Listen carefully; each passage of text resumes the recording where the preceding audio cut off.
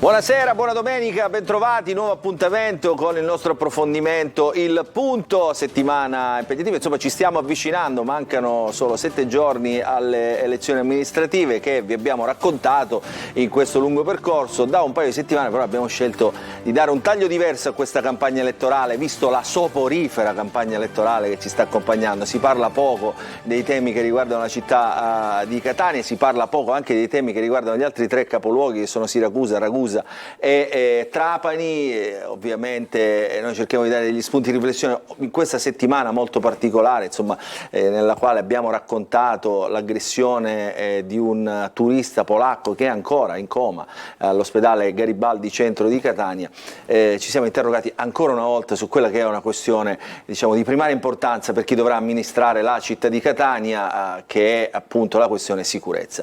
Oggi, senza propaganda, senza fare propaganda politica, senza raccontarci insomma, sogni irrealizzabili, cerchiamo di capire cosa sta succedendo a questa città che è, come dire, è una delle più importanti città d'Italia, la più importante, che andrà al voto domenica e lunedì, la città che verrà visitata dal Presidente del Consiglio, dai vice premier che verranno in città, da tanti i ministri che sono venuti in questi giorni. Mai il tema della sicurezza è stato messo in primo piano in queste settimane. Allora cerchiamo di farlo noi con il ruolo che ci compete, no? La comunicazione è solo uno dei fattori che deve stimolare l'interesse della collettività. Allora, insieme a magistrati, giornalisti, operatori delle forze dell'ordine, oggi cercheremo di capire che cosa si può fare, a che punto siamo, che clima stiamo vivendo e cosa si può fare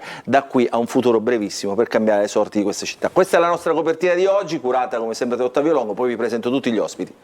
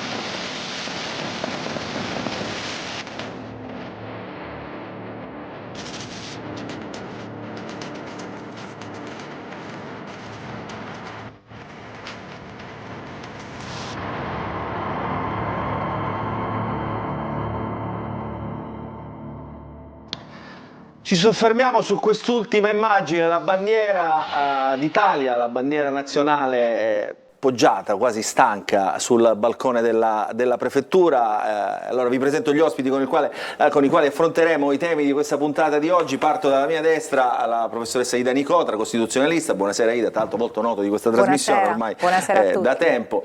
Il procuratore aggiunto Ignazio Fonso, procuratore della Repubblica a Catania, il collega Concetto Mannisi della Sicilia, che ha raccontato e continua a raccontare la cronaca di questa città nelle pagine del giornale, l'avvocato penalista Tommaso Tamburino. Ci sono con noi in studio anche Tommaso Vendemmia del Sindacato Italiano di Polizia. Buonasera a Tommaso Vendemmia, che sollecita appunto con il suo sindacato insomma i temi che riguardano la pubblica sicurezza. Con Tommaso Vendemmia c'è Riccardo Monti, che è il rappresentante del Sindacato Italiano Militari Carabinieri, giusto Monti? Sì, assolutamente sì, buonasera a tutti. Allora, le forze dell'ordine, tanto spesso come dire, chiamate in causa in questa questione della sicurezza. Prima di dare la parola e prima di, come dire, introdurre in qualche modo con una domanda questo tema, ricordo a tutti i nostri telespettatori che se volete potete interagire con noi, insomma, fare delle domande attraverso la nostra linea WhatsApp al numero 342 745 5005. Siamo rigorosamente in diretta come sempre. Quindi Catania città violenta. Oggi questo è il tema. Ida, parlo all'opinionista, alla professoressa che ha a che fare con tanti giovani, che vive la città, ma parlo soprattutto alla cittadina. Catania è una città molto difficile da vivere, soprattutto negli ultimi anni, al pari di altre grandi città italiane, perché dobbiamo dire che non fa eccezione, pensiamo a Roma, Milano, Bologna, città che comunque vivono una situazione di degrado e di poca vivibilità. E il cittadino chiede sicurezza per vivere in sicurezza e quindi per esercitare i propri diritti in maniera molto semplice. Se non ho la sicurezza non posso andare a fare una passeggiata, non posso recarmi a scuola, a fare sport, quindi il tema della sicurezza è centrale rispetto all'opinione faccio un attimo pubblica. Una chiosa su quello che abbiamo visto ovviamente in copertina. Quello è il video diffuso dalla polizia, in questo caso sull'aggressione del turista polacco. Lì siamo in una traversa di Piazza Sei Sicuro, pieno centro di Catania. La gente ci va a passeggio lì con i bambini, ci va a passeggio perché ci sono i ristoranti, escono la sera. Quella è una zona diciamo centrale a tutte le ore, 24 ore su 24, perché c'è sempre, come dire, un movimento di persone. Quel turista polacco, non sappiamo le condizioni, insomma non entriamo nello specifico, è stato seguito, lo avete visto in quel filmato, magari chiedo alla regia se si può di rimandarlo anche in onda così lo spieghiamo ai nostri telespettatori. È stato seguito, lui cercava di fuggire, si è sentito probabilmente seguito e si è infilato, ahimè probabilmente è stato questo l'errore, in una traversina molto piccola, quella via Neve. È stato raggiunto da questo ragazzo, poi si è scoperto essere un extracomunitario, eccolo qua, lo vediamo. È stato prima strattonato e poi buttato per terra. È stato l'impatto, ci spiegavano in queste settimane i medici, a causare il coma, insomma le ferite insomma, gravissime che hanno indotto il coma. È da notare una cosa, io quella strada la conosco benissimo, certo. È una strada buia, è una strada degradata, è una strada piena di rifiuti, dove ovviamente diciamo, il cittadino si sente ancora più insicuro se si può. È questo senso di impunità che esatto. Si registra nella città. Poche le forze dell'ordine, poche le luci, quindi una illuminazione scadente che mette ancora di più a repentaglio l'incolumità di tutti noi. C'è un sistema integrato della sicurezza a livello nazionale, a livello locale, però evidentemente qualcosa in questa città non funziona da questo punto di vista, e questo è un po' il tema sul quale bisognerebbe che riflettessero gli operatori. Io diciamo. Faccio un giro, il primo giro di domande, cioè questa domanda la faccio a tutti, ma non la faccio diciamo, ai professionisti, diciamo, con i ruoli che ricoprite, cioè la faccio proprio ai cittadini, perché tutti vivete questa città. Vi siete accorti che questa città, diciamo, da qualche anno a questa parte è una città insicura, una città violenta? Procuratore Fonso. Ma e invoco anche il cronista che ha memoria, ahimè, come purtroppo ce l'ho anche io. Io credo che ci sono stati momenti in cui questa città è stata ancora più violenta, ancora più pericolosa di quanto si possa dire oggi, perché c'è stato un periodo storico che fortunatamente è passato, in cui il numero di morti ammazzati all'anno... Però quella era la mafia, procuratore. No. E questo è un errore in cui si cade. L'errore in cui si cade è pensare tutto è mafia e niente è mafia. No. Allora, quello era un periodo particolare, in cui c'è stato un tipo di risposta che era quella investigativa e giudiziaria, che ha dato dei risultati. Non stiamo qui a discutere, quei numeri, per ragioni che sarebbe troppo lungo spiegare, su quello che è il cosiddetto fronte militare della lotta alla mafia o comunque al crimine organizzato, non ci sono più. Adesso c'è un altro tipo di percezione di violenza che nei tessuti urbani è frequente, diciamo che è un po' l'esplicitazione, la sublimazione, oserei dire, di quella teoria criminologica delle finestre rotte. Per cui quando in un tessuto urbano il degrado, come diceva la professoressa Nicotra, dalla mancanza della luce, dalla mancanza della raccolta dei rifiuti, e alimenta questa assenza di controlli, alimenta questa diciamo così, corsa alla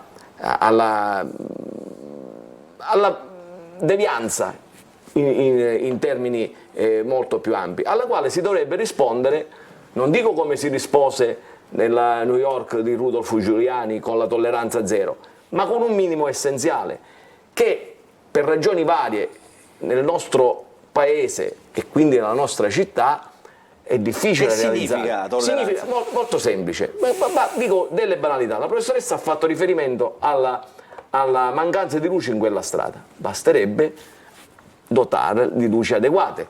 Noi abbiamo visto che c'è stata la ripresa delle telecamere dell'aggressione al turista polacco. Abbiamo sentito anche il prefetto su questo, adesso lo facciamo sentire. Aumentare il numero di telecamere. Ma le telecamere che sono private, quelle là. Tra l'altro non ci sono quelle pubbliche. Aggiungo un'altra questo cosa. è stato preso, scusi procuratore, questo lo dico perché è chiaro, poi dobbiamo essere abbastanza chiari con i nostri telespettatori. Questo l'hanno preso perché c'era un negozio che aveva la sua sorveglianza, se no può essere ancora a piede libero. Ma io le do un altro dato oggettivo. Le forze di polizia istituzionali, cioè carabinieri, guardia di finanza e polizia di Stato, hanno dei loro compiti istituzionali. Quelli ai quali faceva riferimento la professoressa Nicota e cui penso vogliamo vedere, dovrebbero essere demandati oggi, anche con l'attuale assetto normativo, alla polizia locale. Ora, a Catania il corpo della polizia municipale soffre una carenza di organico e un invecchiamento. L'età media è di oltre 60 anni e sono meno della metà dei 900 previsti in organico, che è difficilmente risolvibile perché l'inghippo normativo prevede che si debba fare il concorso pubblico. Un concorso pubblico per l'assunzione di, come si chiamava una volta, vigili urbani, l'ultimo fu fatto nel 90, fu fatto allo Stadio Cibali perché c'erano 30.000 concorrenti e oggi se ne prevederebbero molti di più. Allora, hanno assunti un po' però. Sì, ma sono a tempo determinato, in particolari condizioni, e 15, 20 quanti sono, non risolvono delle carenze di organico che sono incredibili. Scusi, io stasera dico, siamo in condizione, io non voglio parlare di politica, però vede che poi tutto torna. Ma questo, ma questo cioè, alla fine, scusi, ma non lo diceva lei, mi perdoni il paragone, lo diceva già Aristotele, l'uomo è animale politico, ogni cosa è politica, è inutile che ci giriamo attorno. Ogni cosa dipende dalla politica, nel bene o nel male, salvo poi, ma questo lo dico senza alcun tipo di polemica, ma l'avvocato Tamburino potrà darmi sulla voce, salvo poi risolvere tutto col panpenalismo e con le soluzioni giudiziarie che nulla risolvono, specialmente in questo tipo di materia. Allora, vendemmia e monti, io vi tengo alla fine perché già vedete come le forze dell'ordine, la polizia, i carabinieri, già arrivano messaggi. No, per carità, è così, negativo, per carità, dico, poi alla fine anche loro avranno qualcosa da dire, anzi secondo me di molto interessante. Mannisi e Tamburino. Sempre, diciamo, la prima domanda è proprio al cittadino, cioè al senso di insicurezza di cui ho parlato. Ti confermo la sensazione di insicurezza che viviamo noi a Catania. Mi dispiace che troppo spesso sento anche alti rappresentanti delle istituzioni che ci ricordano che in fin dei conti il malcomune mezzo gaudio dovrebbe bastarci, dovrebbe appagarci in qualche maniera. Non è così perché comunque sì, è vero che nelle grandi città funziona che si delinque spesso, si delinque tanto e probabilmente le baby gang agiscono, se ci vogliamo soffermare su questo fenomeno, agiscono così sia a Roma, sia a Milano, sia a Napoli, sia a Catania. Però questo malcomune mezzo gaudio a me non soddisfa, anche perché ritengo che Catania sia città povera certamente di vigili urbani o di poliziotti municipali, ma povera in generale anche di rappresentanti delle forze dell'ordine che possano andare su strada.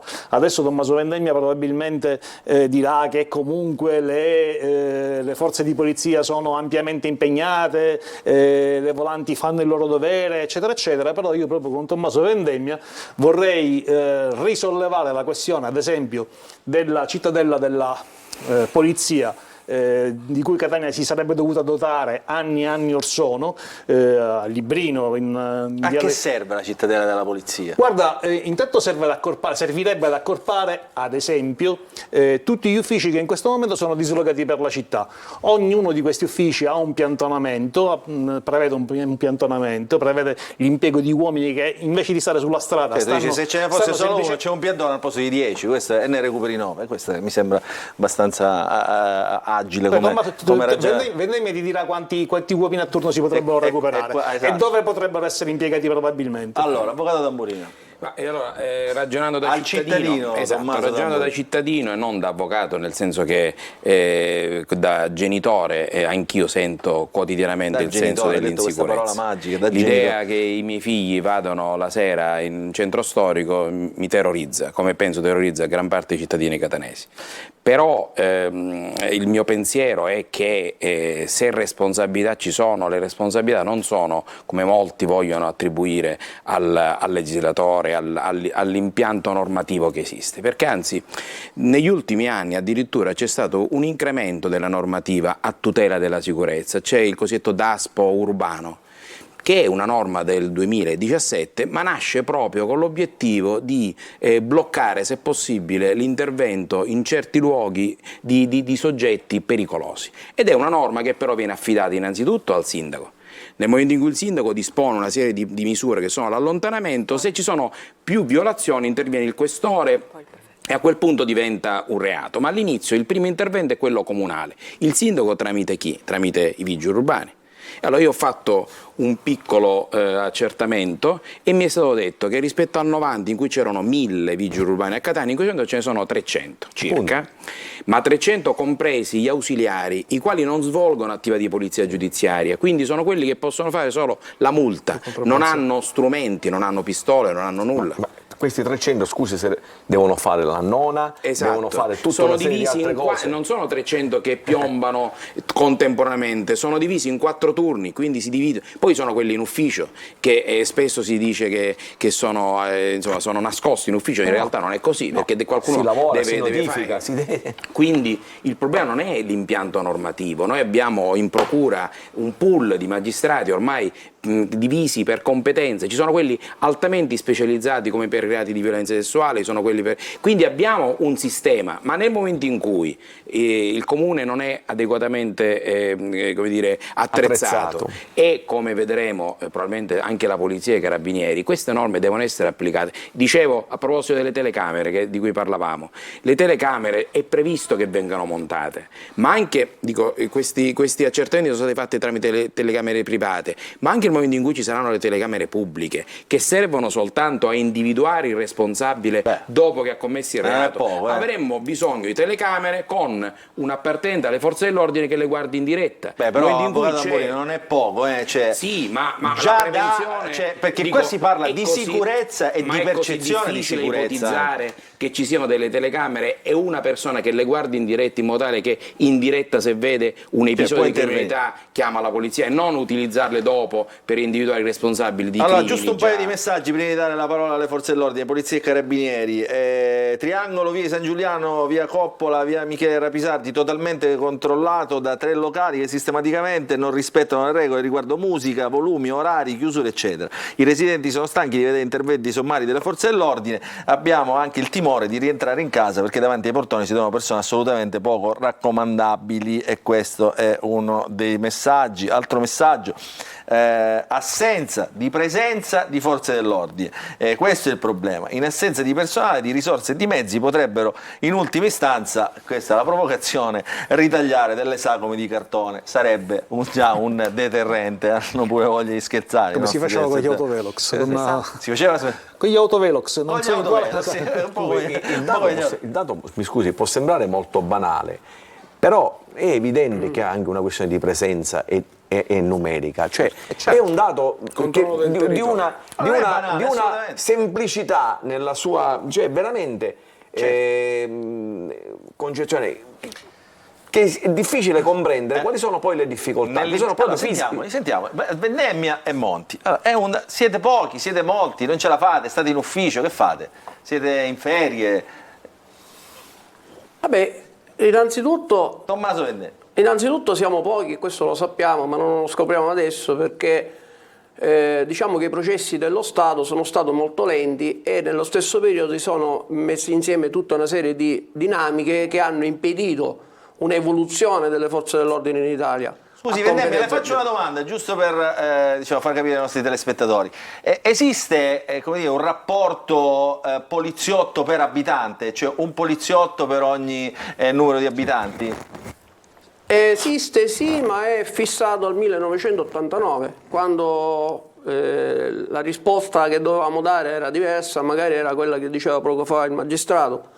Quindi c'era un tipo di reato diverso, c'era un tipo di indagine diverso, c'erano delle attività diverse e c'era anche una società diversa, perché oggi noi abbiamo una società, quindi io dico Catania è città violenta, ma io direi tutte le città sono violente, cioè No, la aspetti, cronaca lo dice. non facciamo, no, perché non è così. Cioè Catania in una speciale classifica è risultata la terza città più violenta d'Europa. Cioè ora non dobbiamo nascondere, cioè, non dobbiamo perché questo è certamente uno dei temi, se non il primo tema che dovrà affrontare il prossimo sindaco di Catania, a costo di impegnare tutte le risorse a disposizione, perché non è accettabile che una città sia così insicura. Io chiedo alla regia un attimo, Vendemmia, ma abbiamo raccolto delle foto, ci sono dei siti, delle pagine sui social network che ormai chiamano questa città Satania, pubblicano, no, queste sono le pagine di giornale, le fotografie che raccontano un po' qual è la moda di oggi. C'è una pagina in Civiltà Catania da quale abbiamo trovato queste foto che sono veramente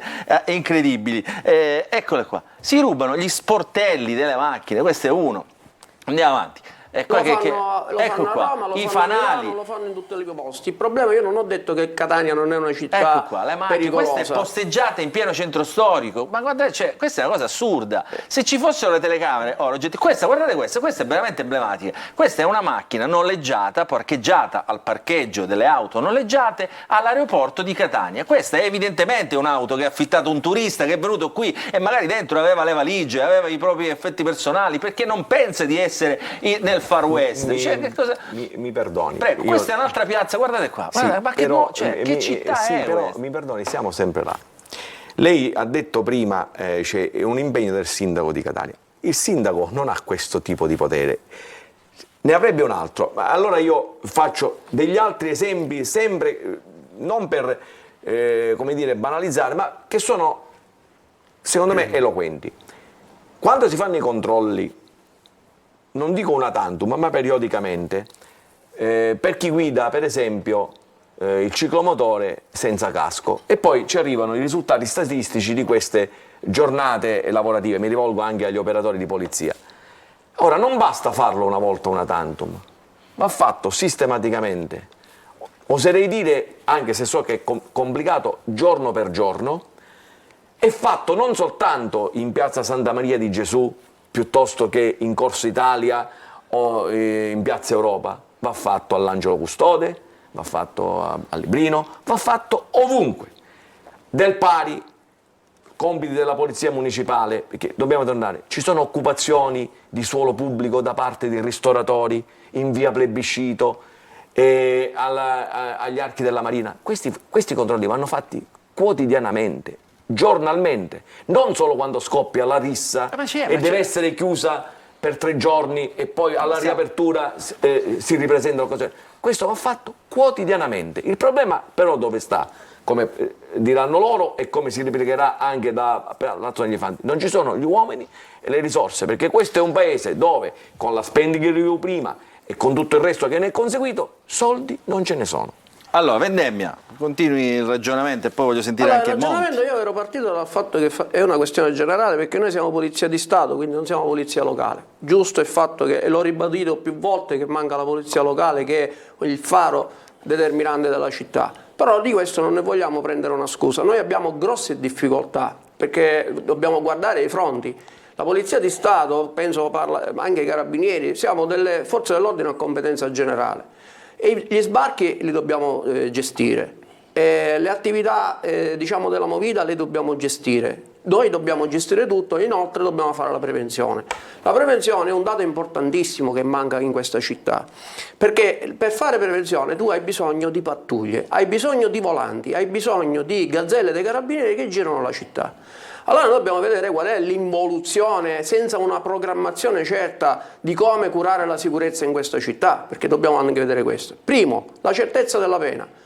Le persone non vengono più arrestate, sono tutte quante scarcerate o messe subito in libertà perché la legge italiana prevede questo. Quindi stiamo dicendo che la maggior parte delle persone che ruba quello sportello della macchina, se il proprietario non va a fare la denuncia, quella persona se ne può andare liberamente a casa, perché oggi con la riforma Cartabia ci vuole la querela anche per quei reati. Quindi stiamo parlando di un'attività gestionale che il legislatore ha voluto immettere in questi anni, volta a mettere tutto un insieme di norme che non hanno fatto altro che sottrarre tempo alle forze dell'ordine, perché per fare i DASPO sportivi o urbani, perché la questura di Catania ne ha messi 3 DASPO urbani da poco, per fare un DASPO, per fare gli accertamenti patrimoniali, per fare le attività amministrative anche dal semplice verbale come ricordava il dottore, è tutto un processo ormai amministrativo lungo che sottrae personale. Un'altra cosa, le denunce dei cittadini, chi le raccoglie?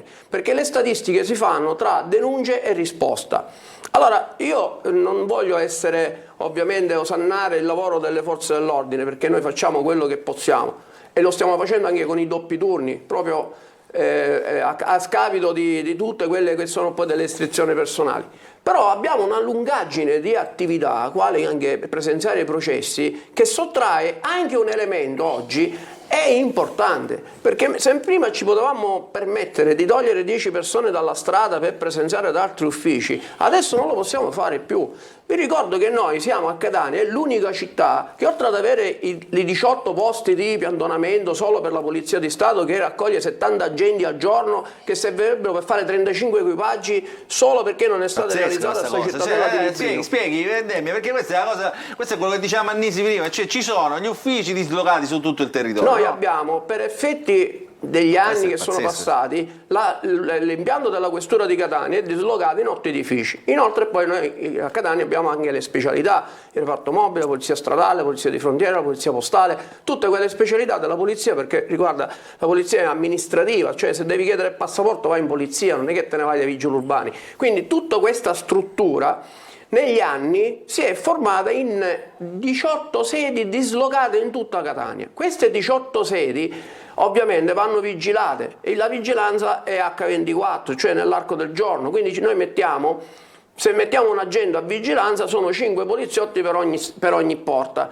Significa dire che complessivamente noi immettiamo sul territorio, compreso il tribunale, i 2 tribunali che abbiamo in vigilanza fra noi e i carabinieri, perché Catania è l'unica città o forse l'ultima rimasta che ha ancora la vigilanza delle forze dell'ordine, mettiamo la prefettura, la casa del prefetto e tante altre cose, noi andiamo ad assorbire circa 70 uomini al giorno che sono l'equivalente di 35 volanti. Quindi se noi decidiamo di fare una struttura unica, non è per fare stare bene i poliziotti così stanno negli uffici nuovi, ma soprattutto per cominciare a risparmiare non solo sui soldi che risparmiano i cittadini, perché queste strutture costano circa 2,5 milioni all'anno di affitti, oltre il mantenimento di queste strutture è diventato complesso il sistema, cioè noi per gestire queste strutture, poi il collega Monti dirà anche le sue, però dico, per gestire queste strutture noi dobbiamo fare un ufficio tecnico logistico all'interno della questura che si occupi del condizionatore e della porta, cioè, capisce che è diventato tutto così. Già in questa città, che è dissimile a tutte le altre città, abbiamo questo sistema. Un sistema che da 20 anni aspetta la costruzione di un edificio che si chiami questura. E questa è una discussione che io ho più volte affrontato e ancora non vede luce. Forse vedrà luce fra qualche anno, fra qualche decennio, non lo so. Però è questo il problema attuale della città di Catania sulla dislocazione delle forze dell'ordine. Poi abbiamo il sistema prevenzione. Aspetti Vendemmia, se no un attimo, perché facciamo parlare anche Monti, perché dobbiamo andare in pubblicità. Monti, i problemi, cioè come stanno i carabinieri? Se la polizia mi pare che insomma non gode di ottima salute in questo senso, diciamo nei numeri. Voi come siete? Allora, io innanzitutto voglio ringraziare proprio i miei colleghi, voglio ringraziare i miei colleghi perché tutti i giorni, Guardi, ci associamo anche noi a questo a ringraziamento. prescindere dall'orario di servizio, vi assicuro che fanno enormi sacrifici per fare in modo che il cittadino abbia sempre una risposta. Io sfido a trovare un altro impiego pubblico dove l'impiegato è sempre reperibile 24 ore su 24. Le nostre stazioni carabinieri, che sono dislocate su tutto il territorio nazionale, sono sempre pronte a dare una risposta. Il cittadino chiama il 112, il collega che è a casa si veste e va a dare supporto al cittadino. Da noi l'orario di servizio è una questione effimera, infatti si dice sempre che un buon carabiniere non ha mai l'orologio. E ringrazio anche Tommaso per quello che fanno i colleghi della Polizia di Stato, e quindi questo è il primo punto di partenza. Poi, se ci aggiungiamo tutto il resto delle discussioni, potremmo parlare del blocco del turnover portato al 20% nel 2011, cioè noi abbiamo avuto un momento storico in cui non sono state fatte le assunzioni, quindi per un periodo non abbiamo avuto giovani. Se nella polizia municipale, la polizia locale, l'età media è 60 anni, noi stiamo un po' meglio, 47-48. Vorrei aggiungere tutte le mille incombenze che sono nate col tempo. Noi abbiamo gli organici fermi ad anni in cui si scriveva sulla carta: oggi abbiamo la cyber security, supportiamo la prefettura con le notifiche che si devono fare in tutta la provincia, perché tutta la provincia, tutta Italia. Quando veniamo interpellati perché un'autorità, che sia amministrativa o giudiziaria, che ti chiede un supporto, tu non puoi, a questa autorità non puoi non dare il tuo servizio, quindi anche notifiche, 1 miliardo di cose che derivano dalle attività sul territorio. È ovvio che senza soldi non si canta messa. I soldi servono ad avere personale, i soldi servono ad avere strutture, i soldi servono a sistemare le strutture che abbiamo, che in alcuni casi sono fatiscenti. Noi abbiamo strutture che sono del comune, comuni in dissesto finanziario. Vi rendete conto che cosa possono dare a noi, nonostante gli innumerevoli sforzi che fanno? Continuerò anche dopo, adesso magari la lascio andare in pubblicità, sì, perché le cose da dire sono veramente tante e la foga di dirle non vorrei mi annebbiasse la mente. No, assolutamente, anzi poi le do una mano anche con tanti messaggi che stanno arrivando proprio a favore di polizia e carabinieri, quindi andiamo in pubblicità, poi sentiamo anche il prefetto che tocca un tasto diciamo importante sul quale tornano molti messaggi che stanno arrivando, cioè l'educazione alla cittadinanza, perché questo è anche un altro elemento che manca e che probabilmente dà il via a tutta una serie di eventi concatenati che portano poi diciamo, all'inciviltà e all'insicurezza. Pubblicità.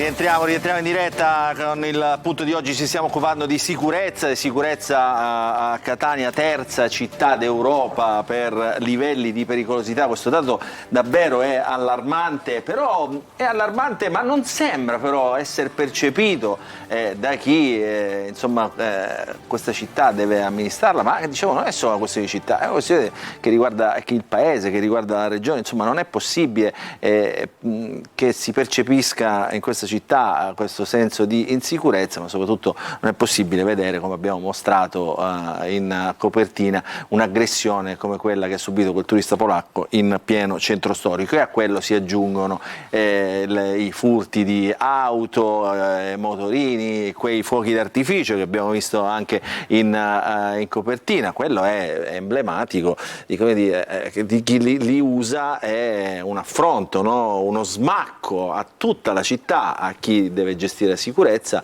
ma anche a chi questa città ci vive. Arrivano un sacco di messaggi, poi do la parola a tutti i nostri ospiti: Tania Nicodera, costituzionalista all'Università di Catania, procuratore aggiunto Ignazio Fonso, il collega Concetto Mannisi della Sicilia, l'avvocato penalista Tommaso Tamburino, Tommaso Vendemmia del SIAP, Sindacato Italiano di Polizia, eccolo, lo vedete inquadrato, Riccardo Monti del Sindacato Italiano Militari Carabinieri. Insomma, abbiamo voluto mettere tutti insieme per capire se può nascere qualche idea, qualche soluzione di immediato utilizzo. Nel frattempo ci scrivono i nostri telespettatori, si scaldano su questo su questo tema. Allora, non si percepisce nessun coordinamento tra le forze dell'ordine. Per fare un esempio, una volante di carabinieri, polizia o finanza assiste ad un'infrazione stradale, non sanziona. Ascoltando gli interessati non possono farlo perché hanno altre priorità, e queste adesso rispondono i nostri ospiti. C'è un tema, eccolo qua, se gli operatori di polizia di Stato per ovvi motivi sono pochi e insufficienti al controllo del territorio, perché non affidarsi alle guardie giurate, dando qualche potere in più, che a Catania sono un esercito? Anche questo, diciamo, è una proposta dei nostri telespettatori.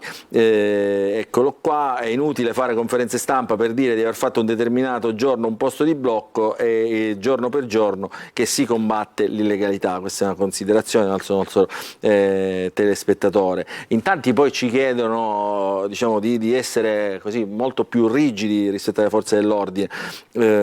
Basta usare la polizia per passaporti e porto d'armi, no? Vendemmi, anche questi sono dei temi che vi tolgono spazio. C'era qualcuno che diceva, adesso ho perso il messaggio tra un sacco di messaggi che sono arrivati, ecco, qualcuno che diceva anche, vediamo se lo ritrovo, cioè, è un problema culturale, no? C'è un problema, basta fare un giro anche nelle zone più eleganti della città per vedere quanto, diciamo, inciviltà esiste anche in quelle zone: macchine sopra i marciapiedi, o posteggiate in tripla e seconda fila, ragazzi appunto con i motorini, baby gang, tutti senza casco, senza rispetto, diciamo, per la civiltà, gli scippi che avvengono ormai praticamente in ogni parte della città. Su questo forse, Luca, se posso, io credo che se cominciassero ad avvertire realmente il fiato sul collo dei nostri rappresentanti e delle forze dell'ordine, probabilmente le cose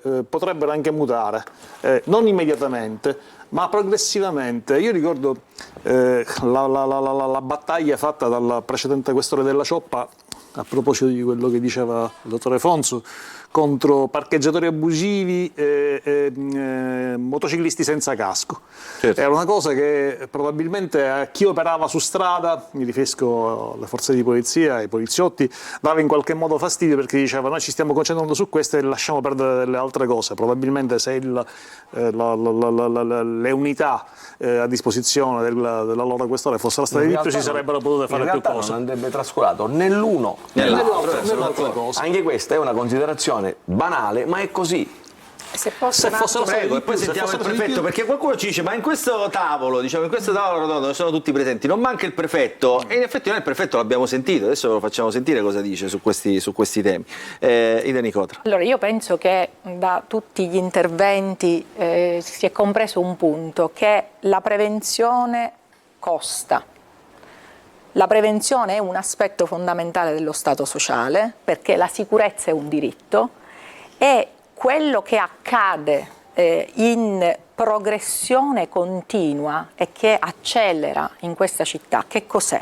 È questo, diciamo, questo aumento della microcriminalità, che secondo me è legata allo spirito di emulazione, perché è chiaro che se oggi Tizio che deruba una ragazza, domani Caio che importuna una donna, dopodomani Sempronio che scippa un povero vecchietto che attraversa la strada, non hanno nessuna idea di ammonizione, non voglio usare neppure la parola punizione, ma ammonizione, è chiaro che lo spirito di emulazione, per cui chiunque può fare qualsiasi cosa, diventa il modus operandi in città. E questo è il punto. Allora, tornando a quello che si diceva prima, intanto c'è un problema che riguarda la cultura della legalità o della cittadinanza, perché la legge che citava l'avvocato Tamburino, la legge normativa Minniti, è una normativa che sposa i due aspetti: la repressione, quindi il contrasto successivo al crimine,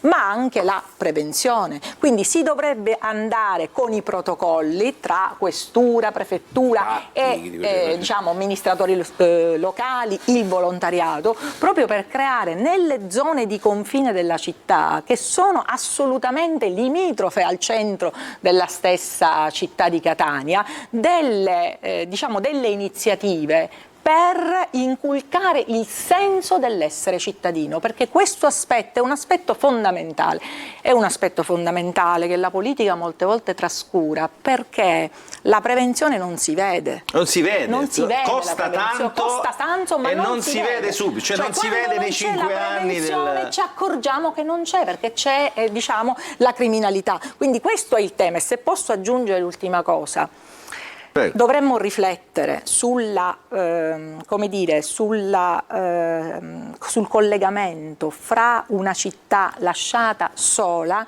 e una legittimazione politica con la P maiuscola, nel senso che è fondamentale che chi guida una istituzione deve essere legittimato a farlo, perché lì Che significa problemi. legittimato? Legittimato... Perché legittimato non significa avere un sacco di voti, diciamo, e basta. Legittimato significa avere... Innanzitutto ci dovrebbe essere una istituzione locale che governa, e noi sappiamo come è andata, e questo secondo me è un tema fondamentale. E in secondo luogo avere gli strumenti effettivi per contrastare la criminalità. Lo abbiamo ascoltato, il sindaco non è che poi ha questi poteri che sono collegati alle ordinanze contingibili e urgenti, deve intervenire il questore e poi deve intervenire il prefetto, quindi c'è anche, diciamo, una rete normativa istituzionale che è un po' farraginosa da questo punto di vista.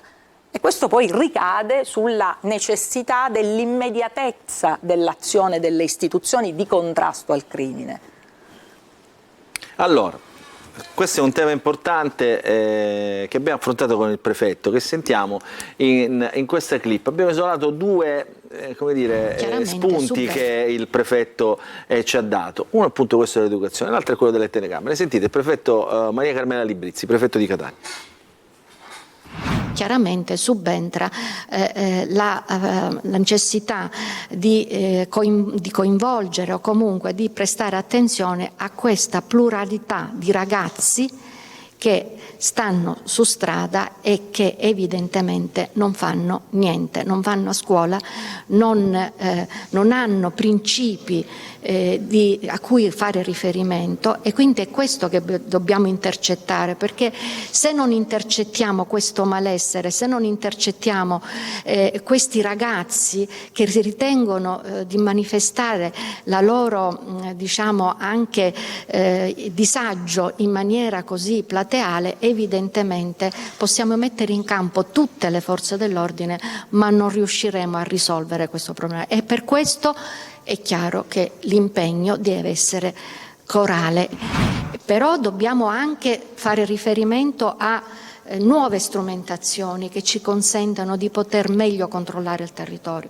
e quindi noi oggi valuteremo col commissario, che già mi ha anticipato, questo ripristino di telecamere che erano inattive e diciamo l'attivazione del resto delle telecamere, perché una città videosorvegliata non ha un effetto solo deterrente che può essere significativo, ma lo ha anche sotto un altro punto di vista, che è quello di consentire quell'aggressione che non possiamo sempre evitare, ci consente di trovare il responsabile, e una volta trovati i responsabili evidentemente il segnale è più forte. Perché le videocamere non erano funzionanti? Alcune di queste videocamere erano datate, quindi c'è un problema di manutenzione della società che le doveva manutentare. Tamburino. Proprio quest'ultimo ragionamento non lo condivido. Innanzitutto vorrei iniziare da quello che ha detto Vendemmia. Vendemmia ha detto delle cose giustissime, però ha anche parlato di un senso di impunità che viene sentito dal cittadino quando qualcuno di queste persone commette il reato, poi subito dopo, pochi giorni dopo, è libero di rifare le stesse cose. Noi siamo in uno stato di diritto, non in uno stato di polizia. Questi reati che vengono commessi sono... A volte servirebbe lo stato di polizia. Lo so, però siamo in uno stato di diritto e devo dire, io sono contento di essere in uno stato di diritto. Per carità, però, anche io. E questi reati sono dei micro reati, cioè qua noi ci confrontiamo con piccole cose, non possiamo pensare che la rissa venga punita col carcere. La rissa viene punita con quella pena prevista per la rissa. Quindi il problema non è la repressione, è la prevenzione. Quando il prefetto dice che l'uso delle telecamere servirà per individuare l'autore del reato, a me mi preoccupa questo concetto. Veramente dovrebbero servire, perché quello, sapendo che viene ripreso, si astiene. Veramente ha detto una cosa, interpretando, diciamo, le parole del prefetto. Diciamo, ha detto, scusi Tamburini, ha detto, dice, se ci sono le telecamere noi interveniamo diciamo, immediatamente nella ricerca dell'aggressore. Cioè qui si è perso tempo, perché in questo caso non c'erano le telecamere, se no si trovava.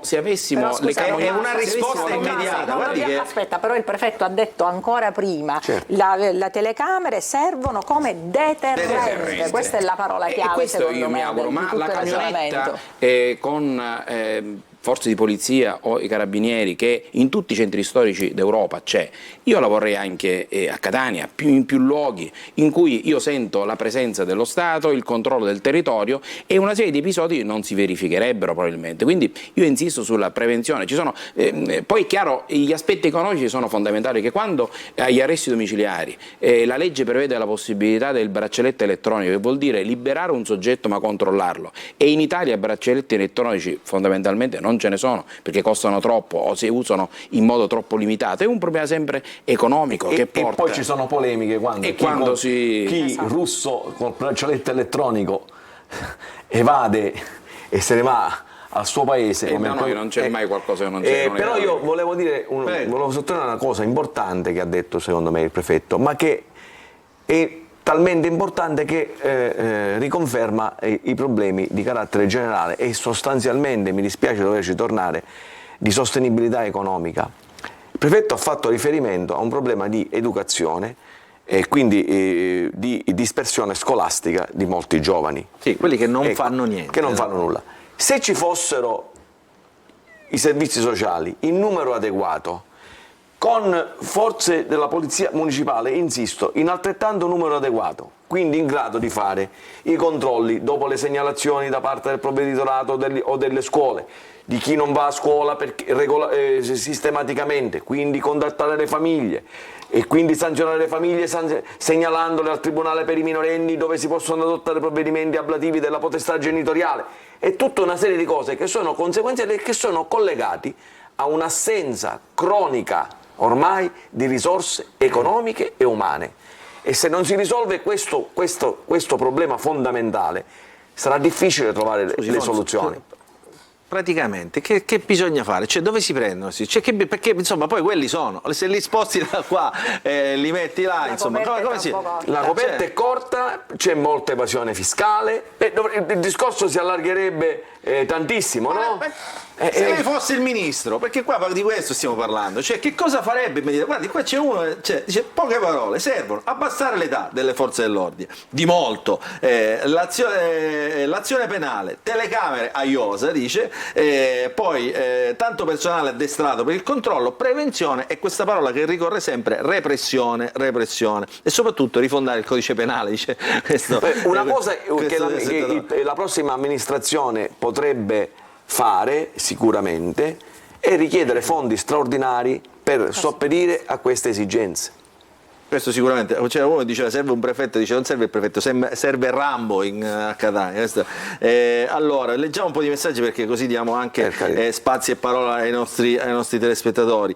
La colpa è di un'insufficienza presenza delle forze dell'ordine, anche l'incapacità morale e dell'individualismo e del fanatismo, insomma c'è chi la mette anche su questo piano. Serve l'esercito, perché non utilizzare l'esercito come deterrente? Qualcuno dice, perché dice anche la presenza delle ronde dell'esercito, a suo tempo, quando ci furono subito dopo le stragi, per alcuni anni si fece e aveva una sua e poi però ci furono quelli che si lamentarono, esatto, poi dell'eccesso di queste presenza. sono le emergenziali. Allora scrive anche un ex falco che è Pino Vono, che scrive alla nostra trasmissione, dice, a mio parere l'Interland catanese, apparentemente calmo e assopito, è una polveriera, nonostante l'impegno della magistratura e delle forze dell'ordine, quartieri abbandonati dove i giovani sono alla mercé delle cosche. Di concreto manca il costante controllo del territorio. Esiste una pericolosa microcriminalità della quale stiamo parlando, perché poi è quella che dà,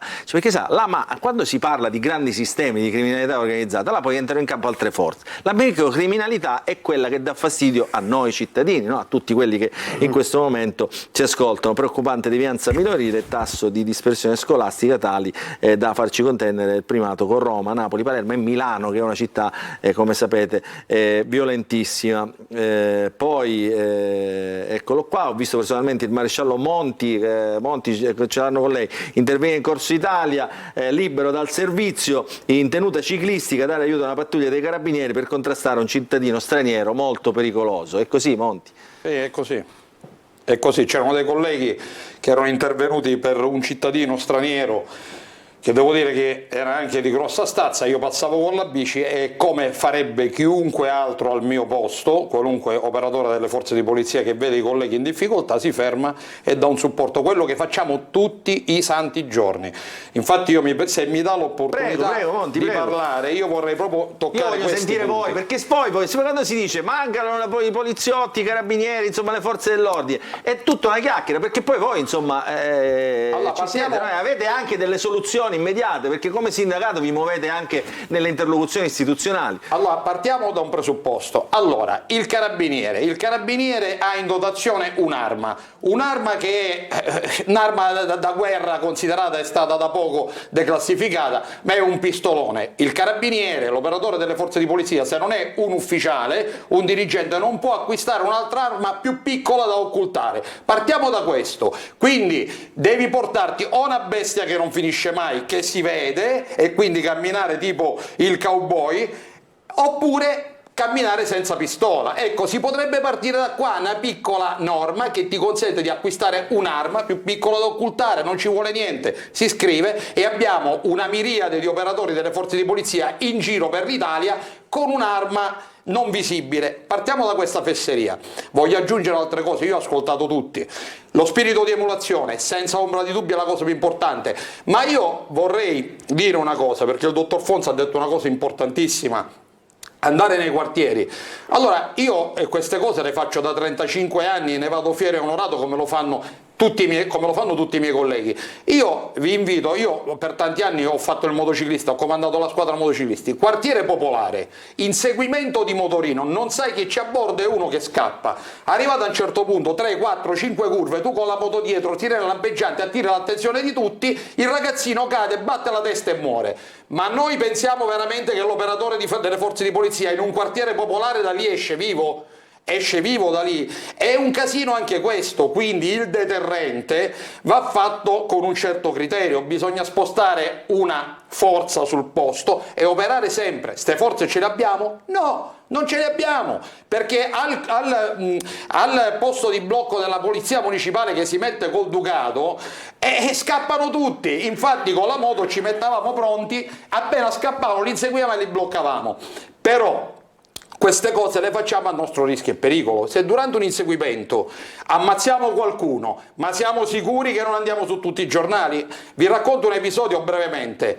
Fermiamo 2 ragazzi perché passano col rosso, io e il collega, li fermiamo, gli chiediamo i documenti, uno di questi esce fuori di testa e inizia a darmi pugni in faccia. Una persona normalissima inizia a darmi pugni in faccia, mi stordisce il collega, ovviamente cerco di difendermi, cerco di agguantarlo. Sapete cosa succedeva mentre io cercavo di fermarlo e lui mi guardava l'arma? Mi guardava, cercava di prendere la mia pistola? Che la gente passava e ci urlava carabinieri bastardi. Se quel ragazzo avesse preso la mia pistola, poi ho scoperto che la sapeva usare forse anche meglio di me perché aveva dei trascorsi nelle forze armate, a me mi uccideva, ma nel frattempo il cittadino mi urlava contro. Allora partiamo dall'educazione del cittadino, iniziamo a togliere questi telefonini che riprendono ad hoc, perché io ti riprendo solo quando lo schiaffo lo dai, ma non ti faccio vedere quando lo schiaffo l'ho preso, perché i primi dovrebbero essere i cittadini ad aiutarci e tanti lo fanno. Vi faccio notare una piccola cosa, la legge Cartabia. Sì, snelliamo i processi che sono tanti, per carità, quartiere popolare. Andiamo sul concreto, parliamo di cose vissute. Quartiere popolare, famiglia di persona per bene che vive in un contesto popolare, non ha soldi, vive là, c'ha la casa, che cosa fanno? gli rubano la macchina o gli stanno rubando la macchina, arriva la pattuglia e blocca i ladri che abitano nel piano sopra. Arrivato a un certo punto il collega arriva, conosce la norma e dice: lei intende sporgere querela per questo furto? Con tutti i parenti affacciati dal balcone. Ditemi voi quale sarà la risposta, ditemelo voi. Beh, mi pare abbastanza evidente. Ha descritto un quadro di esasperazione delle forze dell'ordine. Questo è quello che vivono e vedono.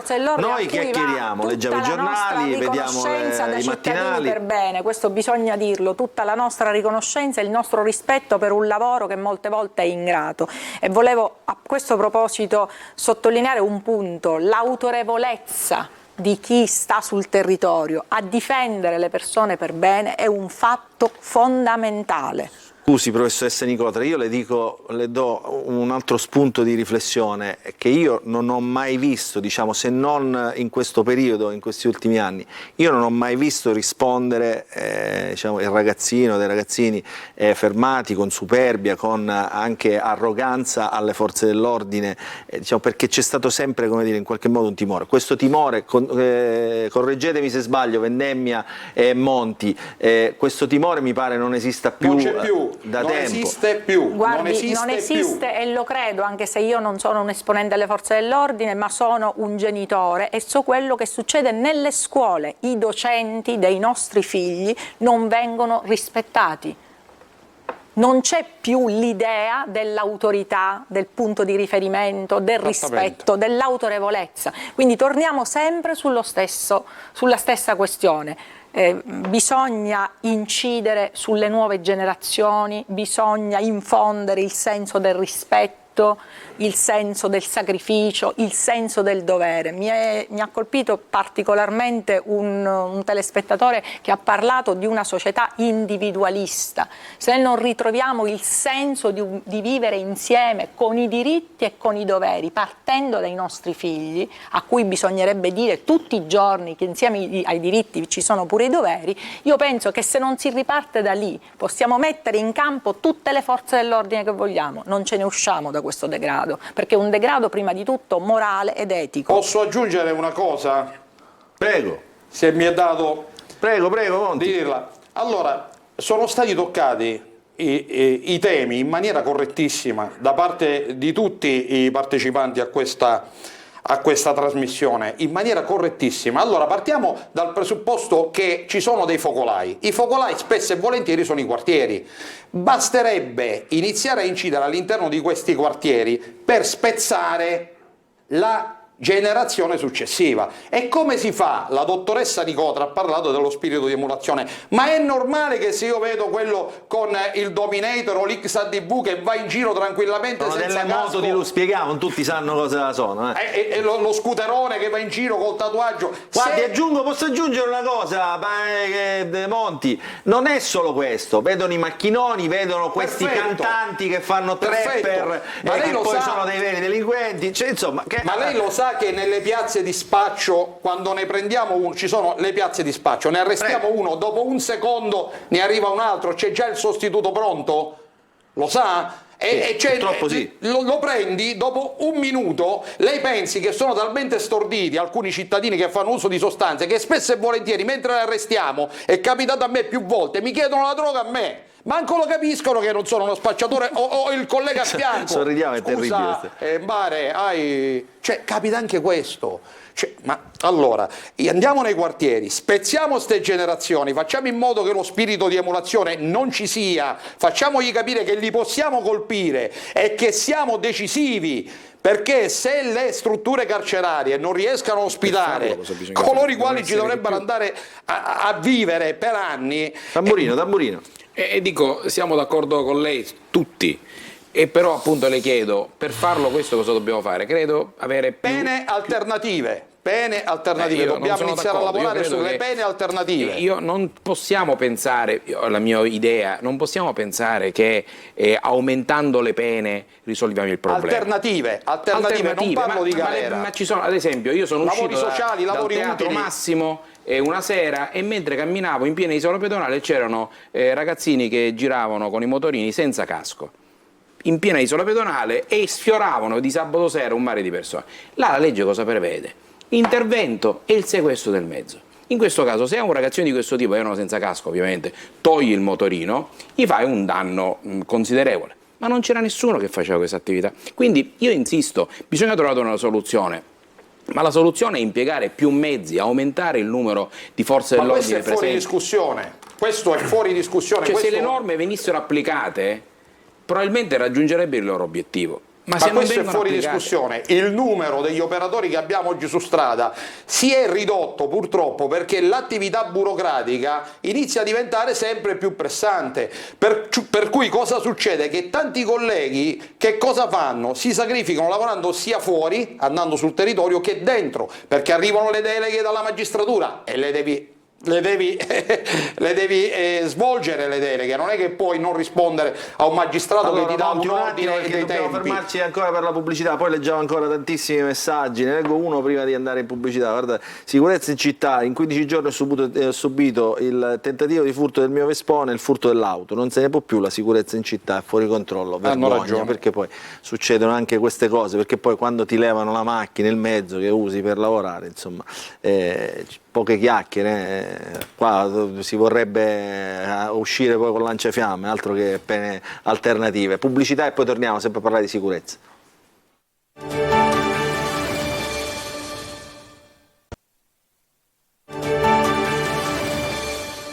Rientriamo, il tema ovviamente appassiona tutti, è chiaro, no? Le soluzioni però è difficile da trovare. Catania terza città più pericolosa d'Europa, ostaggio della microcriminalità, città violenta e insicura, città che andrà al voto la prossima settimana per eleggere il primo cittadino, no? Quello che dovrebbe dare poi l'esempio di comportamento, di rettitudine, di moralità, no? Guardo i miei ospiti, questo è anche un sindaco, perché sono le istituzioni, non dico solo il sindaco, insomma tutta la classe politica dovrebbe famiglie, Luca, scusami se mi permette, prego. Le famiglie sono, poc'anzi si parlava del mancato rispetto dei docenti all'interno delle scuole. Sì, gli alunni non rispettano i docenti perché sanno che se c'è qualcosa che va storto arriva la madre o il padre che va a chiedere conto e ragione del rimprovero al docente. Come si fa a trasferire il rispetto delle istituzioni nei più giovani quando proprio i genitori sono normalmente... Però se poi si dice che è venuto meno un principio di autorità, il dibattito diventa ancora più complesso. Chiaro. Perché si contesta l'esistenza e la sussistenza dell'autorità, se sia diciamo idoneo ai tempi moderni, cioè, tutta una serie di questioni che non sono semplici. I tempi moderni ci hanno portato a vivere questa situazione. Però dico, tutte queste storie, a proposito di personale... Un tema serissimo. Sì. Io ho compreso subito il punto. Il punto è che anche gestire la sicurezza a tutto tondo, dalle politiche di prevenzione a quelle di contrasto, significa, diciamo, avere un punto fermo, che la società è ordinata, che ciascuno in una società ha il proprio ruolo. E questo è forse il procuratore, forse questo è il vero tema. Però diciamo... Prego, Tommaso Vendemmia. Posso aggiungere qualcosina, visto e considerato che si fa un dibattito sempre più ampio su questa vicenda, perché ho visto tante sfaccettature. Partiamo dal prefetto. Il prefetto dice una cosa giusta: troppa dispersione scolastica nei quartieri. Ricordiamoci che nei quartieri ci stanno i commissariati, cioè i quartieri non sono abbandonati. Ci sono i commissariati, sono sotto organico, i commissariati non possono fare più di quello che fanno adesso. Il problema del contrasto, noi dobbiamo fare anche una scelta che purtroppo non può passare dalla città di Catania, deve passare per forza dagli organi dello Stato. Noi oggi siamo in carenza di poliziotti, perderemo 32.000 unità da qui al 2027 per effetti dei pensionamenti. C'è un distacco generazionale fra chi entra in polizia e chi esce dalla polizia, così penso anche nei carabinieri. La differenza qual è? Che quando citava il collega Monti, quando c'è stato il turnover che ha spezzato, diciamo, la catena di ricambio, noi abbiamo subito un altro colpo come forza di polizia, quella del blocco degli ausiliari. cioè finito il servizio di leva non abbiamo più preso ausiliari, che erano circa 2500 operatori nuovi all'anno. Questo trasversalmente mi ha colpito tutte le forze dell'ordine. Ha colpito di più la polizia, perché mentre i militari, quindi carabinieri e la Guardia di Finanza godono degli arruolamenti, noi godiamo solo dei concorsi, e come sapete i concorsi sono stati bloccati. Però al di là di questo noi dobbiamo vedere cosa dobbiamo fare da oggi a domani. Io ho sentito degli interventi, telecamere sono uno strumento aggiuntivo a quello che è l'attività di repressione e prevenzione, senz'altro sono necessarie, ma è necessaria la pattuglia di polizia. Allora noi, la divisione anticrimine della Polizia di Stato, ha il servizio di prevenzione un fiore all'occhiello, quindi le nostre città sono presidiate dalle volanti tutti i giorni che rispondono anche alle chiamate di emergenza, cosiddette 112, che vengono divise fra polizia e carabinieri. Come funziona in questa città? Perché dobbiamo dire le cose come stanno. La città è divisa in 3 spicchi, in 4 spicchi. Uno spicco hanno le dotazioni, le hanno i carabinieri, 3 spicchi ce l'ha la polizia. Significa dire che se in un determinato spicco il poliziotto, la volante e le 2 volanti vengono chiamate per fare il codice rosso, per essere chiari, intendiamoci, per i maltrattamenti in famiglia o per altri reati che a Catania si sono sviluppati in maniera abbastanza strapotenziale, quelle volanti mancano per 2-3 ore dal territorio, ma non vengono sostituite dall'altra forza di polizia, perché l'altra forza di polizia deve stare nel suo spicchio di territorio. E quindi mi riallaccio al coordinamento che diceva il telespettatore che ha scritto: c'è poco coordinamento. Sono d'accordo con lui, si deve cambiare. Si devono fare i patti della sicurezza, cioè rendiamoci conto che la delinquenza che c'è a Chioggia non c'è a Catania, e non possiamo utilizzare lo stesso strumento preventivo e repressivo fra Catania e Chioggia. Quindi dobbiamo anche fare dei patti di sicurezza territoriali, dove si capisce e si deve comprendere qual è l'esigenza di quella città. Oggi noi abbiamo una mancanza di vigili urbani. Ascoltavo il mio amico Concetto che mi diceva appunto che Della Cioppa, in un periodo, il questore Della Cioppa, in un periodo sviluppò un'attività di contrasto contro i posteggiatori abusivi e contro le persone che diciamo non osservano i regolamenti del codice della strada. Fu nel periodo di Covid. È chiaro che noi avevamo un'attività inferiore e quindi ci siamo potuti sviluppare in quel settore. Oggi diventa molto più complicato perché ovviamente cessate tutte le esigenze del Covid, ci ritroviamo con tutti i problemi. Quali?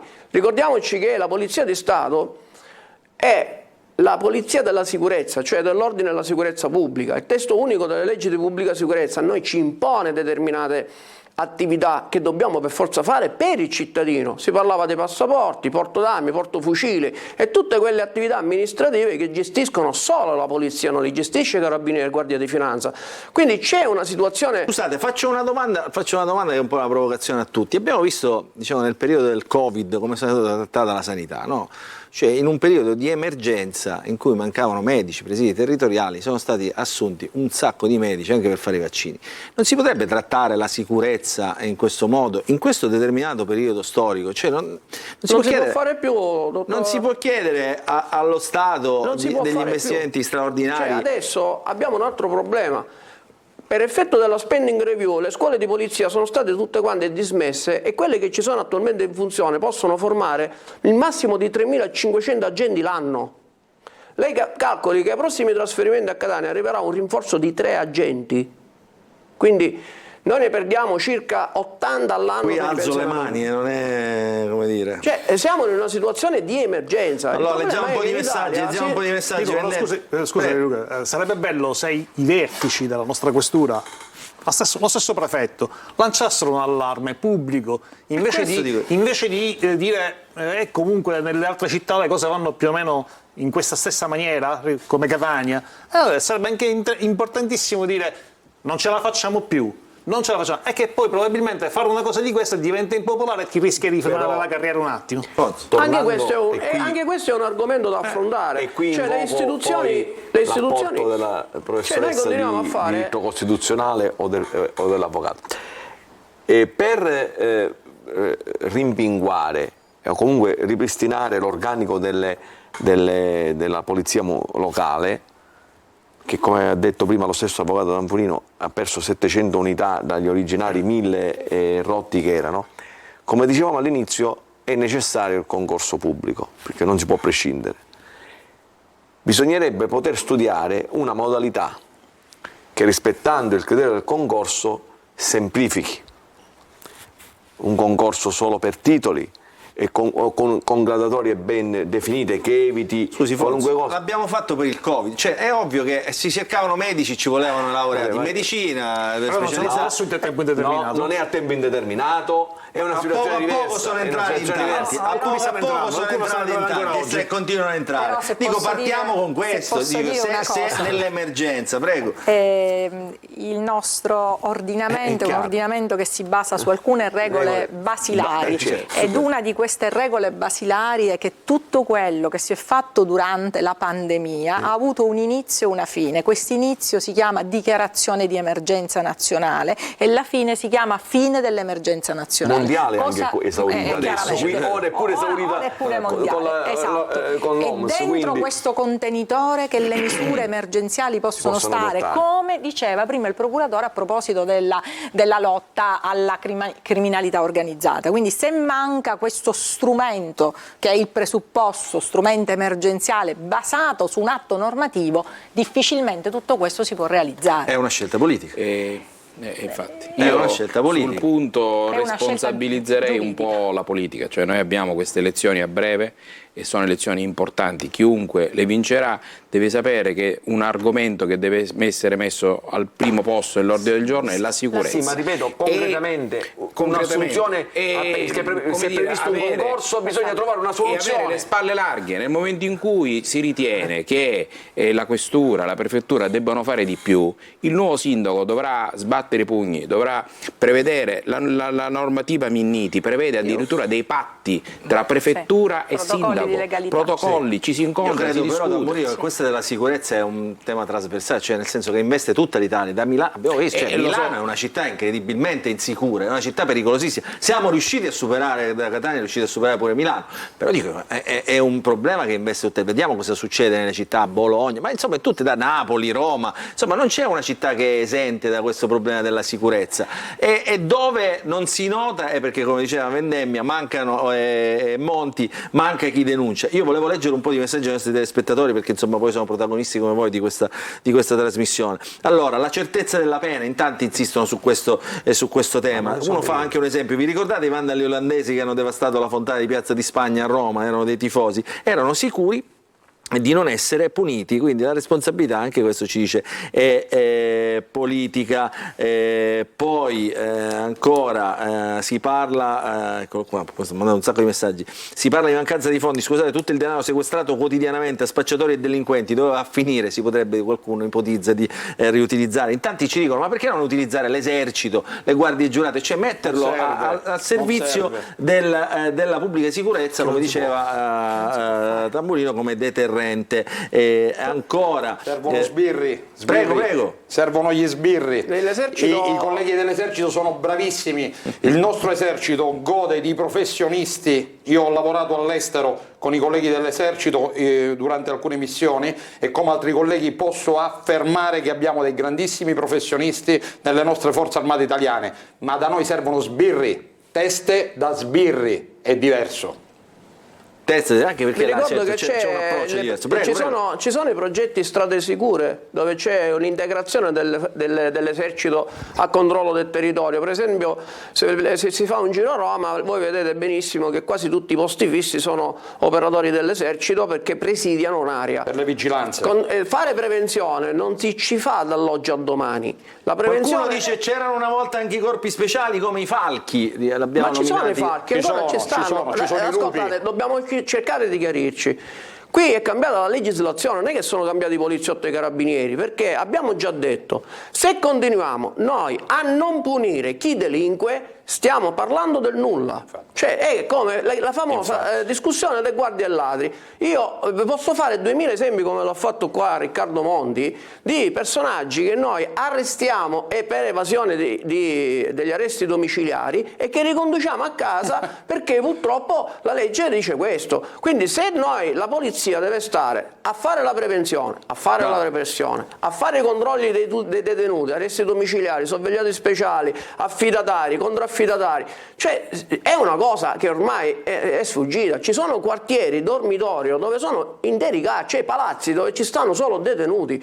Quindi andare a fare i controlli, guardate che in questa città c'è un'altra situazione che è ancora paradossale. Noi abbiamo in un quartiere di Librino un palazzo pieno di detenzioni domiciliari e di fronte abbiamo il palazzo dove abitano e sono residenti poliziotti. Cioè, ma voi vi rendete conto di cosa questa città ha prodotto negli ultimi anni per una gestione locale della politica, del comune o che sia? Quindi quando noi parliamo di queste cose, noi siamo ostaggi di pochi, cioè i cittadini oggi sono ostaggi di poche persone che non si vogliono mettere in carcere, perché se noi arrestiamo le persone devono andare in carcere, anche una notte, ma devono andare in carcere, perché non è possibile che la gente, io perdo 2 ore e mezza per fare un verbale d'arresto per portare questa persona a delinquere. Cioè, di che stiamo parlando? Gente che spaccia, che li arrestiamo e li riconduciamo a casa dove continuano a spacciare. Ora, possiamo parlare da qua fino a domani mattina, ma la verità è questa. Aggiungo un'altra cosa e mi taccio, do spazio anche agli altri. Un carabiniere che ha uno stipendio dignitoso, ma sicuramente non particolarmente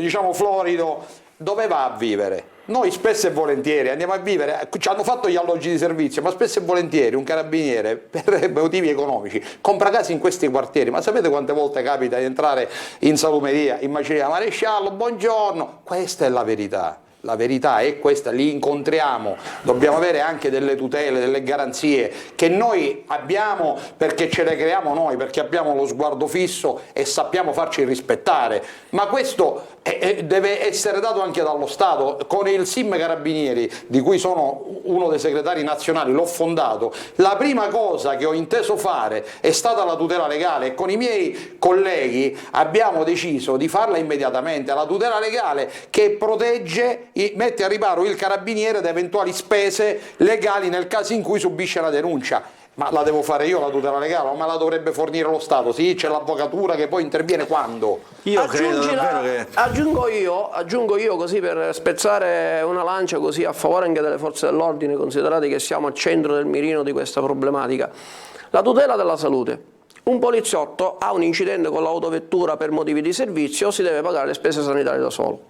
Adesso non è che questo serve perché il poliziotto non faccia questo, perché tutti i giorni, se leggiamo nelle cronache, vediamo che ad ogni reato denunciato, quantomeno, se non immediatamente o successivamente, avviene una denuncia. L'abbiamo visto anche con l'aggressione del polacco, che fortunatamente transitava da una via dove c'erano delle telecamere private. Lo ricordiamo, private. Vi ricordo pure che noi abbiamo fatto un censimento, perché non è che poi noi siamo la polizia, abbiamo fatto un censimento di tutte le telecamere cittadine, anche quelle private, e sappiamo in quale vie ci sono le telecamere, dove non ci sono, oltre alle telecamere che installiamo noi per altri motivi. Quindi la città a livello di telecamere per diciamo perseguitare e assicurare il colpevole del reato c'è. Il problema è che noi dobbiamo evitare il reato.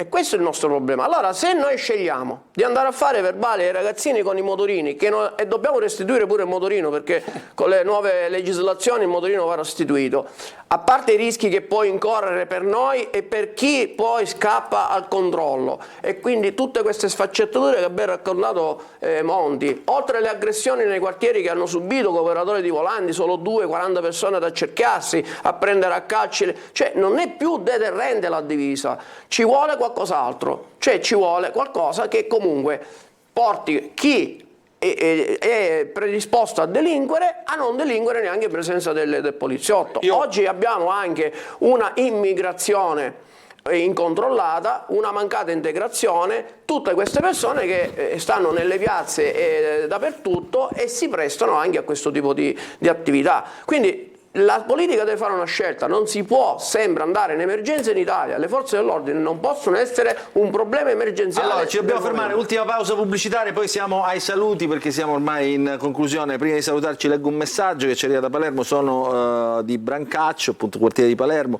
Lavoro per questi ragazzi senza futuro, poi si buttano questa porcheria dentro il corpo per dimenticare il disagio. Questo ovviamente fa riferimento alla droga, le periferie sono abbandonate, quindi quindi questa testimonianza, diciamo, fa il paio con Catania, quindi Palermo e Catania, si fanno vedere, i politici si fanno vedere solo per le votazioni, si presentano e poi dopodiché se abbiamo di nuovo la spazzatura, le buche per le strade, un corpo di polizia solamente invece di 5, addestrato, presente, formato a 360 gradi. In Germania è così, quindi insomma fa il paragone con... Però c'è Non è proprio un così, discorso, mi rilascio alle perplessità che però forse da un punto di vista diverso che avanzava prima l'avvocato Tamburino. Quando si studia il diritto penale si insegna che la funzione della pena è duplice, generale preventiva e punitiva.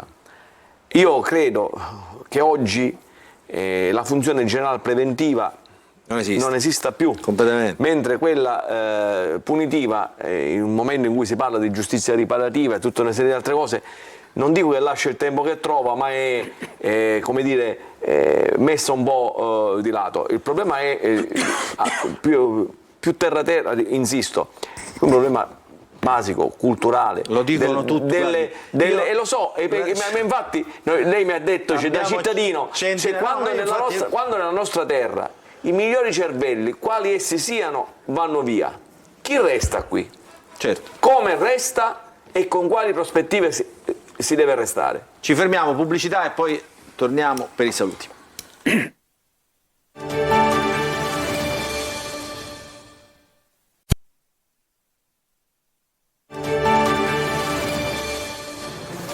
Ancora ben trovati nell'ultima parte della nostra trasmissione, siamo davvero ai saluti con Ilenia Nicotra, costituzionalista dell'Università di Catania, il procuratore aggiunto Ignazio Fonso, il collega Concetto Mannisi della Sicilia, l'avvocato penalista Tommaso Tamburino e poi rappresentanti di polizia e carabinieri Tommaso Vendemmia e Riccardo Monti. In chiusura leggo un messaggio che dovrebbe far arrabbiare, no? Però di fatto è questo, poi lo commentate velocemente e poi ci salutiamo. Forze dell'ordine vittime della politica, si è dato tutto all'antimafia trascurando tutto il resto dagli anni 90 in poi. È una verità o no? Ilenia Nicotra, Fonso, Mannisi, Tamburino?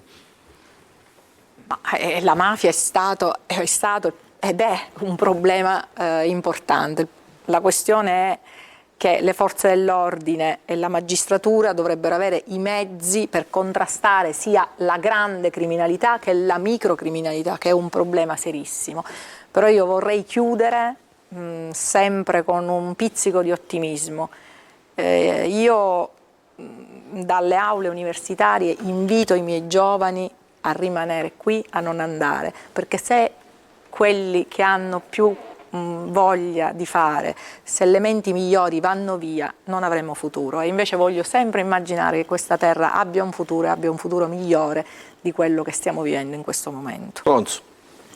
Io concordo con quello che ha detto la professoressa Nicotra, però bisognerebbe che anche questi giovani si impegnassero di più su determinati fronti, e invece non sono molti quelli che lo fanno.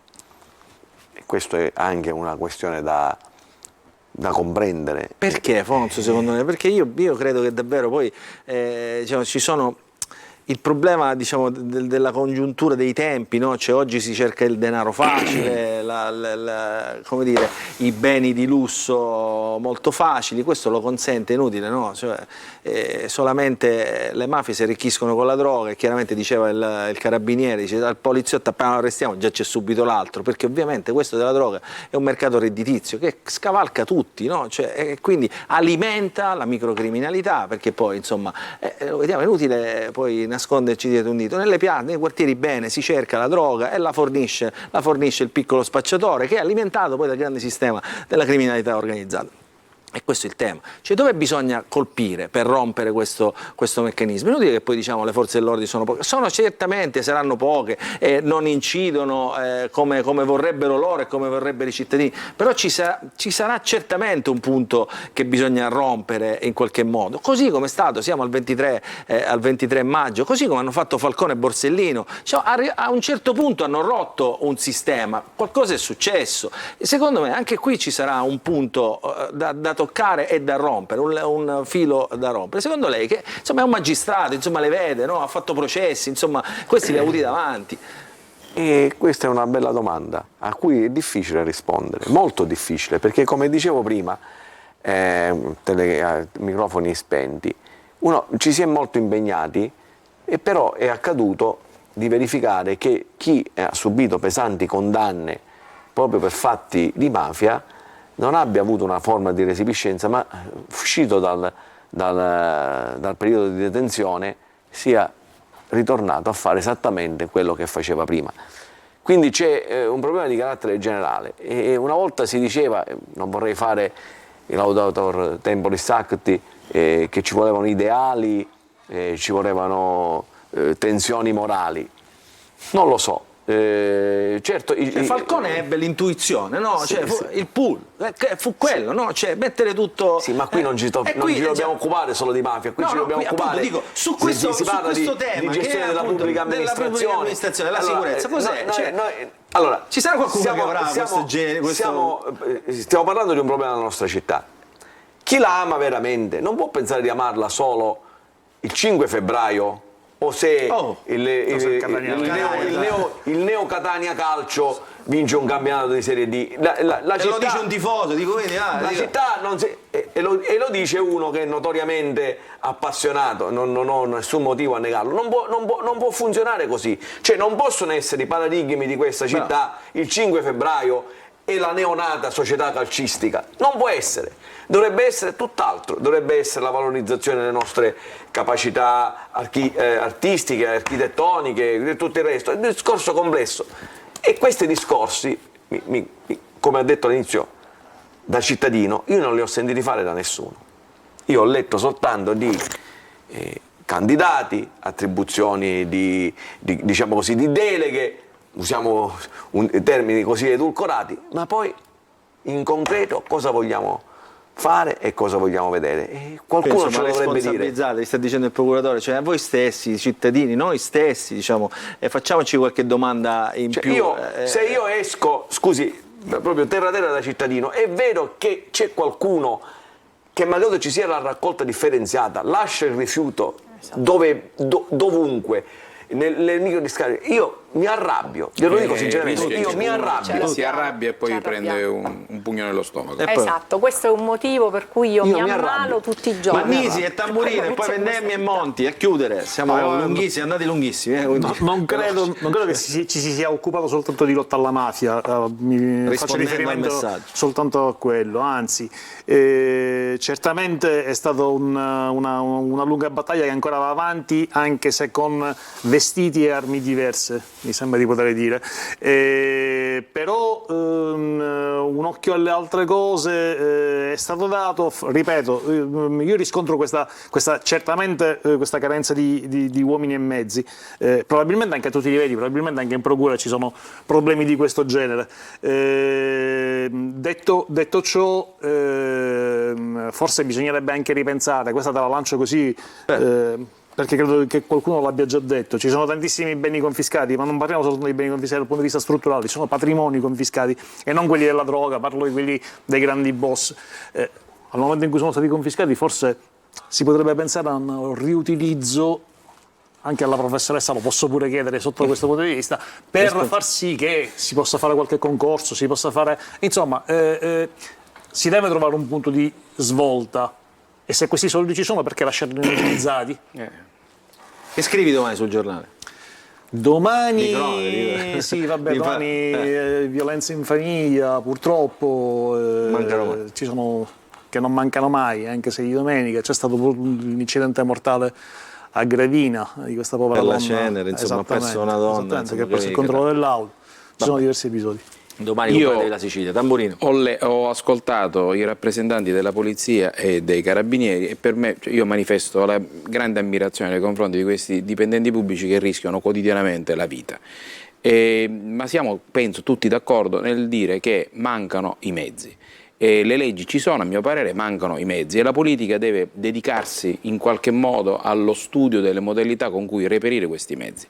Vorrei fare riferimento a un messaggio che era di una persona che faceva riferimento agli olandesi che a Roma avevano distrutto la fontana. Ecco. Ma vogliamo mettere in carcere un ragazzo che ha bevuto e ha sporcato la fontana di Trevi? La fontana, è chiaro che non Sarebbe è più prevista la educativo. possibilità. Però fargliela ripulire. Sì, Fargliela ripulire, sì, però Tommaso, e però. la pena sarà stata applicata, certamente non è quella che si pensa il carcere. Se ci No, fosse però là stato- la cosa era se ci diversa, fosse cioè lo stato- fanno perché sanno che in ma Italia se ci non fosse c'è stata una camionetta in una delle piazze principali d'Italia con personale adeguatamente preparato che interveniva nel momento in cui vedeva questi ragazzi avvicinarsi alla fontana con le bombolette, si sarebbe evitato l'episodio. Allora, Vendemmia e Monti, chiudo con voi perché siete insomma quelli che state sempre Allora, sul sicuramente ci vuole più investimento per la sicurezza se vogliamo fare una prevenzione che quanto meno sia a passo con i tempi.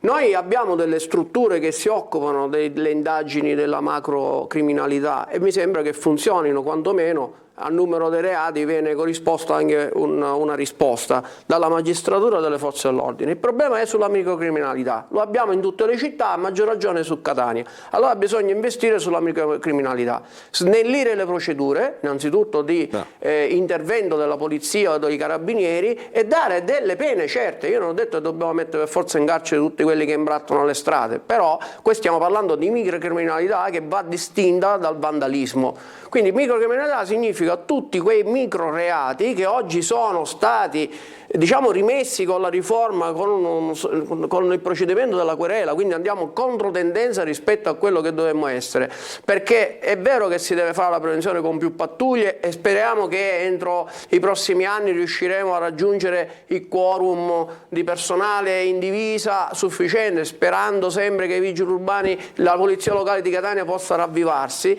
ma possiamo mettere tutto l'esercito che vogliamo in campo, però il problema rimane lo stesso, cercare di snellire le procedure e dare delle pene certe a chi delinque, non chi fa vandalismo, che sono due aspetti diversi. sono due aspetti differenti. Monti, in chiusura. Sì, assolutamente. Allora io voglio dire ai miei fratelli in uniforme di continuare a combattere come abbiamo fatto fino ad oggi, di non mollare mai, sono certo che non mollerete mai.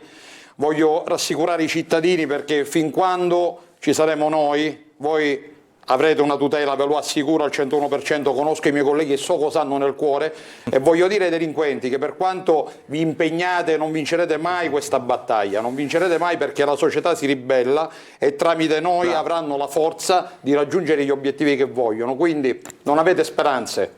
Bravo, bel messaggio di grande speranza e di Ce lo chiediamo conforto. all'avvocato Tamburino, secondo lui quanto tempo starà in carcere il migrante arrestato per l'aggressione al polacco?